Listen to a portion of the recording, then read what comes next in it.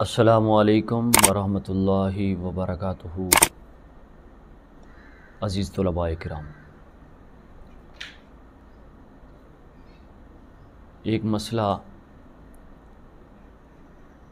اگر جانور خریدا قربانی کے لیے، جب جانور خرید لیا، خریدنے کے بعد اب وہ قربانی کے لیے متعین ہو گیا، اگر کوئی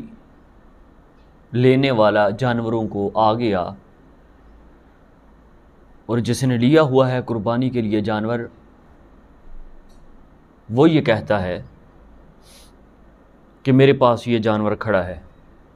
خود لے کر آیا ہے قربانی کے لیے، لیکن وپاری آ گیا، اس کو آ کر کہتا ہے کہ میں نے یہ جانور بیچنا ہے، اگر وہ قیمت لگاتا ہے، مثال کے طور پر اس نے لی ہوئی تھی بکری 10,000 روپے میں قربانی کے لیے، اب جو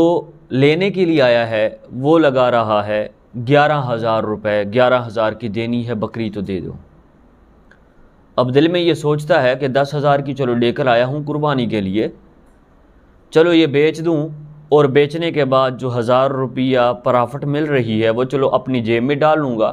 پھر اور 10,000 کی یا 9,000 کی یا 6,000 کی یا 7,000 کی اور لے کر آؤں گا یا حصہ شامل کر لوں گا بڑے جانور میں۔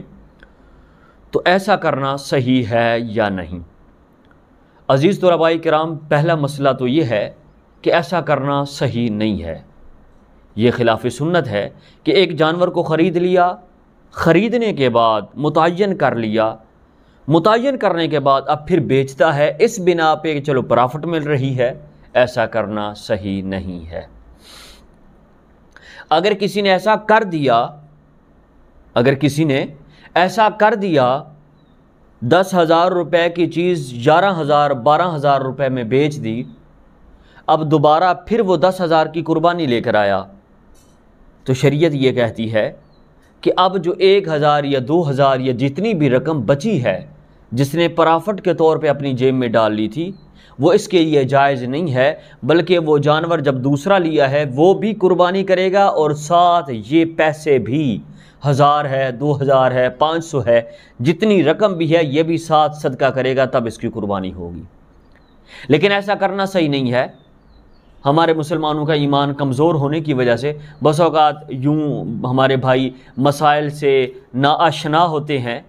دین سے ناآشنا ہوتے ہیں، وہ لے کر آتے ہیں، اگر 500 1,000 2,000 4,000 اوپر مل رہا ہے پرافٹ کے طور پہ، وہ کہتے ہیں چلو اس کو بیچ دیں، چلو اور لے کر آئیں گے، وہ اس سے کم ہوگا، چلو پرافٹ جو ہوگی وہ میری جیب میں۔ حالانکہ ایسا کرنا صحیح نہیں ہے،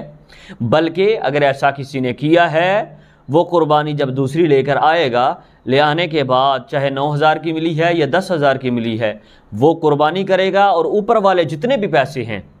1,000 ہے، 2 ہے، 4 ہے، جتنے بھی ہے، تب وہ بھی صدقہ کرے گا۔ ایک مسئلہ۔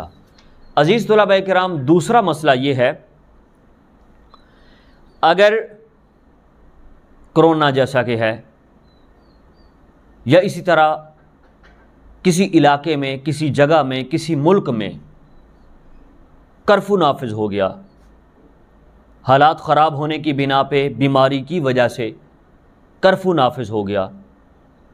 اور کرفیو نافذ بھی ان دنوں میں ہوا کہ جن دنوں میں قربانی کے جانور خریدے جاتے ہیں، تو اگر کسی نے کرفیو کی وجہ سے قربانی کا جانور نہیں خرید سکا، اور جانور ملا بھی نہیں ہے، بڑی دوڑ بھاگ کی ہے، بڑی کوشش کی ہے، جانور نہیں ملا قربانی کے لیے، اور قربانی ہے بھی واجب ہے، کرفیو ہے جس کی وجہ سے باہر جا بھی نہیں سکتے، حالات خراب ہیں، جیسا کہ مقبوضہ کشمیر کے اندر پہلے تھا۔ اگر کوئی ایسی صورت ہو، اگر وہ عید کے 3 دن میں بھی کرفیو رہا ہو، اور اس سے پہلے بھی بیچارہ جانور خرید نہیں سکا، کرفیو رہا، حالات خراب رہے،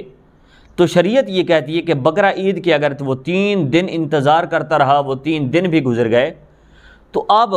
اس کے لیے مسئلہ یہ ہے کہ وہ یعنی کہ جتنی کی قربانی خریدنے کا اس کا منشا تھا، ارادہ تھا، نیت تھی، وہ اتنے پیسے جو ہیں وہ صدقہ کر دیں، اللہ تبارک و تعالیٰ اس صدقے کی وجہ سے اس کے اوپر جو قربانی واجب تھی اللہ تبارک و تعالیٰ اس صدقے کی وجہ سے دور فرما دیں گے۔ یعنی کہ وہ قربانی کا ایسے سمجھو کہ بدل بن جائے گا جو صدقہ دے رہی ہیں، اس بنا پہ کیونکہ اس کا کوئی اپنا عمل دخل نہیں ہے جانور کو نہ خریدنے میں، یہ تو بیچارہ کوشش کرتا رہا ہے لیکن کرفیو کی وجہ سے، حالات خراب ہونے کی وجہ سے جانور نہیں خرید سکا، عید کے تین دن میں بھی کوشش کرتا رہا، اس سے پہلے بھی ہفتہ کوشش کرتا رہا، 2 ہفتے، لیکن قسمت نصیب کی بات یہ جانور نہیں مل سکا، تو اس کی وجہ سے اب اسے صدقہ کر دینا چاہیے جتنے پیسے جس کا ارادہ ہے، تو صدقے کی وجہ سے جو قربانی اس پر واجب ہوگی، واجب ہوئی تھی، وہ اس صدقے کی وجہ سے ختم ہو جائے گی۔ نمبر 3، میری قربانی تھی، میں نے قربانی کرنی تھی، لیکن کسی وجہ سے میں عید کی نماز نہیں پڑھ سکا، یا عید کی نماز کے لیے میں گیا تو آگے جب پہنچا ہوں تو عید کی جماعت ہو چکی تھی۔ اب شریعت میں یہ مسئلہ ہے کہ قربانی میری ہے، میں نے قربانی کرنی ہے، میں نے اجازت دینی ہے کسی اور کو اس کو ذبح کرو، لیکن میں نے خود عید کی نماز نہیں پڑھی، تو شریعت یہ کہتی ہے اگر بالفرض کسی وجہ سے وہ عید کی نماز نہیں پڑھ سکا تو کوئی بات نہیں، وہ قربانی کر سکتا ہے،